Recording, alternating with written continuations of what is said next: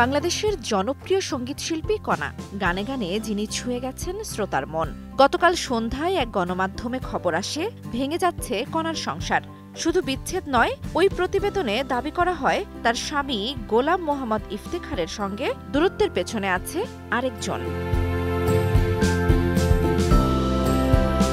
তবে এসব গুঞ্জনের পর রাত 11টায় নিজেই ফেসবুকে আনুষ্ঠানিকভাবে বিচ্ছেদের খবর জানান কণা। লিখেন, 16 জুন আমাদের বিচ্ছেদ হয়েছে।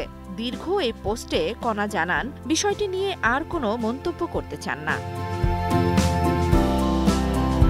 কিন্তু ঠিক কিছুক্ষণের মধ্যেই ফেসবুকে ভিন্ন বার্তা দেন কণার স্বামী ইফতেখার। লেখেন, কণাকে নিয়ে যা বলা হচ্ছে তা মিথ্যা, নোংরা এবং কুচক্রী মহলের সৃষ্টি। দাবি করেন এখনও তাদের বিচ্ছেদ হয়নি, সমস্যা আছে ঠিকই, তবে সমাধানের চেষ্টাও চলছে। এই পোস্ট আরও রহস্য যোগ করে কণার বিচ্ছেদের ঘোষণায়। তবে অল্প সময়ের মধ্যেই ইফতেখার নিজের সেই পোস্ট সরিয়ে ফেলেন। এরপর থেকে আর পাওয়া যায়নি তার কোনো আনুষ্ঠানিক বক্তব্য। 2019 সালের এপ্রিলে বিয়ে করেন কণা ও ইফতেখার। বিয়ের আগে 7 বছর প্রেমে ছিলেন দুজন। সম্পর্ক নিয়ে কখনোই গণমাধ্যমে মুখ খোলেননি তারা। জান্নাতুল দোলনা, সময় সংবাদ।